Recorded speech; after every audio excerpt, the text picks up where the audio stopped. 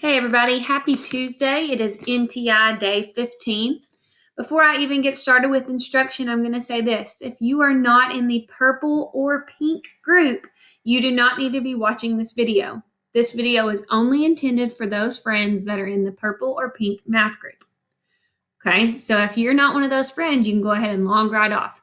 Because if you watch all these videos, you're going to get really confused about what's expected out of you every day. All right, so all my purple and pink friends, today we're going to be looking at fractions as whole numbers, which is what we looked at yesterday, and I realized that there were some misconceptions when it comes to what fractions equal what whole numbers. Well, let's start with parts of a fraction first. Okay, so our parts of a fraction, I'm going to go ahead and draw it in.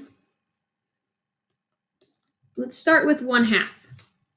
My 1 is my numerator. Okay, that tells me how many pieces of pie or pizza or whatever you want to think about I get to eat. That tells me how many pieces. Then I have my denominator. That tells me how many pieces are in the whole thing. Okay, so I know that it's broken into halves. There are 2 pieces available in that pie or in that pizza. So if I draw it out, my denominator tells me how many times I have to divide it up, how many pieces there are in total. So there's 2 in total.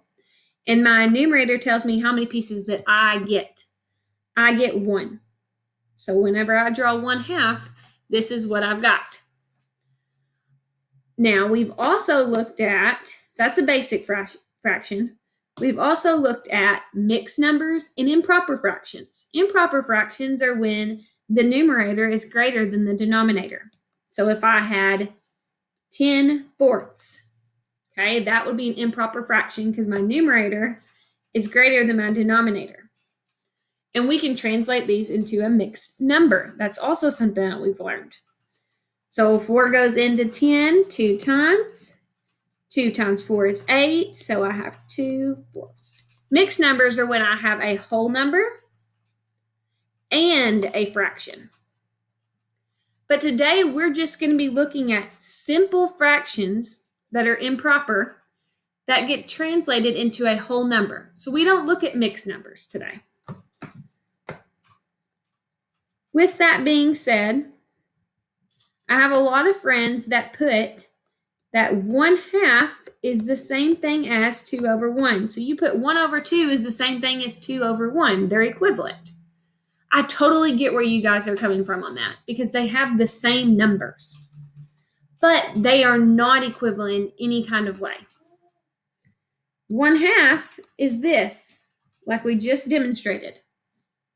2/1, well, 1 tells me how many pieces there are. There's only 1, so it doesn't even have to be sliced up. And I get 2 whole pieces, so really I get 2 wholes. So if we're taking a fraction and we're making it into a whole number, it's really important that you know what the numerator does and what the denominator does, because 2/1 actually equals the whole number of 2. And remember, whole numbers are numbers that do not have a fraction. They're the numbers we've been working with since kindergarten. Okay, the simple number of 2. 2/1 is the same thing as 2. And you can see that right here. Let's do another example that I saw. This is yesterday, when I'm looking at our quizzes from yesterday, when I put 3/1 is equivalent to, in some of the answers, a lot of people are putting 1/3. I'm going to kind of beat that misconception right now. Okay, so you said 1/3 and 3/1 are the same thing. Well, is it? Because here's 1/3, and 3/1 is this. Because remember, my denominator tells me how many times to slice it up, and my numerator tells me how many pieces I get. So are these the same? No. But if you're a kiddo that said that 3/1 is equal to 3 wholes, you're correct. Because look, there's 3 wholes. So it's really simple. To make a whole number and a fraction be equivalent, you have to put the whole number as the numerator. So what you could have said, 1 million is equal to 1 million over 1. If you put 1 over 1 million, that means that you have the smallest piece of pie I've ever seen, like almost microscopic, can't hardly see it. Versus if you put 1 million over 1, you just got 1 million pies. Okay, there's a huge difference. So just because they have the same numbers in them does not mean that they are equivalent. So we're going to work on taking those whole numbers and we're going to make them into fractions. So let's go over some examples. Let's start with the simple whole number of 2. Okay. What are some fractions that are equivalent to the whole number 2? Well, if you've been paying attention to the videos the past few days, you should have said 2 over 1. Simple as can be, 2 over 1. You can have any number over here. As long as you put it over 1, it's equivalent. You could also say 4 halves. Because at the very beginning of learning fractions, and we went over all the parts of a fraction, we called this bar that divides up our fraction the fraction bar. And I said it means the exact same thing as the division sign. So essentially, this is saying 4 divided by 2.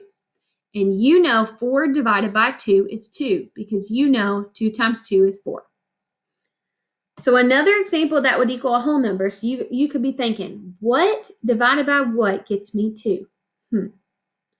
What about 8 divided by 4? That gets you 2. So 8 fourths equals 2. Let's draw it out just to see. I'm going to divide it into fourths, and I get 8 slices.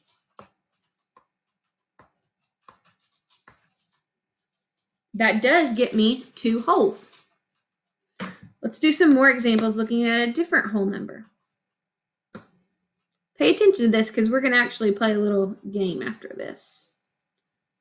And you're going to have a quiz to show me that you've been watching these videos. All right, what about the whole number of 3? Well, you should immediately think 3 over 1. That's the fraction that's equivalent. And you are correct. What's another one? What can we put as our numerator and our denominator that would equal the same thing as the whole number of 3? What divided by what gets me 3? You can choose any numbers ever. Well, let's start with something simple. What about 6 halves? Because 6 divided by 2 gets you 3. I can draw this out to show you. This says that it's broken into 2 different slices, so I'm going to break it in half.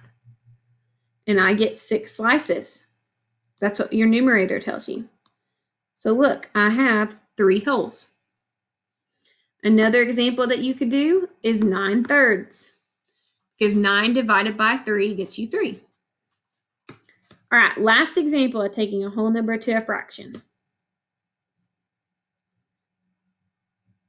What about the whole number of 4? Okay. Kind of slow on my computer. There we go. Okay, we got the whole number 4. What is a fraction that's equivalent to the whole number 4? Please, please, please tell me that your brain had a light bulb moment and said 4 over 1. If it did, you're correct. Another example of this would be 16 fourths. That's a hard one. But I knew that because 16 divided by 4 gets me 4. Could also do 8 halves. I'm sure you can come up with a ton of other examples. But that's how we know that the whole number 4 is the same thing as the fraction 4 over 1, 16 fourths, or 8 halves. Okay, on this next part, I'm going to write a fraction over here. Okay, and then you're going to say out loud to the computer what the whole number would be. And then we're going to check and see if you got it right. Okay, so Let's start with the fraction of 5/1. In your mind, be thinking, what is equivalent to 5/1? What whole number is the exact same thing? If you said 5, you're correct. Pat on the back. Let's do a couple more examples. And what about 15/5? Now that's going to take some brain power. Numerator divided by denominator. 15 divided by 5. What would that get you? 5 times what gets you 15? If you said the whole number of 3, you're correct. Let's do one more example. What about 8 divided by 4? Or 8/4 is how we would say it as a fraction. 8/4. What whole number would that be equivalent to or equal to? 8/4 is equal to the whole number of 2. You said 2, you are correct. I know this because 8 divided by 4 gets me 2, or 4 times 2 gets me 8. All right, so this is what I want you guys to do. If you're in pink and purple, the first thing you're going to do for the day is number 1, get a green light on reflex. Number 2, watch this video. Number 3, take the quiz that says pink and purple quiz only. Okay, make sure that you're clicking on the right quizzes and the right videos. Thank you guys for working so hard for me. Those of you who did watch my video yesterday, I know that you watched my video because you commented, because it was supposed to be a little secret. I'm going to give you guys a shout out on Google Classroom. I really appreciate you taking the time out of your day to watch the videos and really care about your schoolwork during these NTI days. Watching these videos are crucial.